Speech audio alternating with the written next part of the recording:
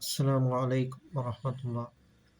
الحمد لله رب العالمين والصلاة والسلام على أشرف المرسلين وعلى آله وصحبه وسلم. يا أيها الذين آمنوا قوا أنفسكم وأهليكم نارا. അല്ലയോ സത്യവിശ്വാസികളെ, നിങ്ങളുടെ ശരീരത്തെ നിങ്ങൾ സൂക്ഷിക്കുവിൻ, നിങ്ങളുടെ കുടുംബക്കാരുടെയും നരകത്തെ തൊട്ട് നിങ്ങൾ സൂക്ഷിക്കുവിൻ. അതുകൊണ്ട് ആദ്യം നാം നന്നാവുകയും നരകത്തെ തൊട്ട് നന്നാവുകയും നമ്മുടെ കുടുംബക്കാരെയും നാം നരകത്തെ തൊട്ട് നാം നന്നാവുന്നതിന് വേണ്ടി നാം ശ്രമിക്കുകയും ചെയ്യുക. അങ്ങനെ നാം അള്ളാഹുവിന് നാം തഖ്വ ചെയ്ത് നാം ജീവിക്കുവാനും, നരകം അതിഭീകരമായിട്ടുള്ള ഒരവസ്ഥയാണ്.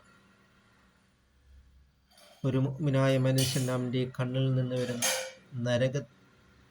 കണ്ണുനീരിന് നരകത്തിൻ്റെ തീയെ കെടുത്തുവാനുള്ള ശക്തി ഉണ്ട്.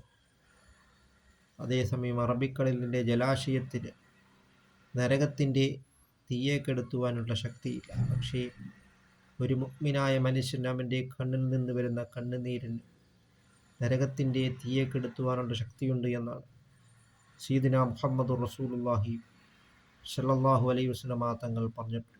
അങ്ങനെ നാം അള്ളാഹുവിൻ്റെ പ്രീതിയിലായിട്ട് നാം ജീവിക്കുവാനും ഓരോ സെക്കൻഡ് സമയവും ഇലൽ ഖബറിലേക്കുള്ളതാണ് എന്ന് നാം മനസ്സിലാക്കിക്കൊണ്ട് നാം തഖ്വല്ലാഹി മദാർ കുല്ലി സആദത്തി, അള്ളാഹുവിനെ സൂക്ഷിച്ച് ജീവിക്കുക എന്നുള്ളത് എല്ലാ വിജയത്തിൻ്റെയും അടിസ്ഥാനമാണ് എന്നാണ് മഹാനായ സൈനുദ്ദീൻ മഖ്ദൂം റളിയല്ലാഹു തആല അൻഹു പറഞ്ഞിട്ടുണ്ട്.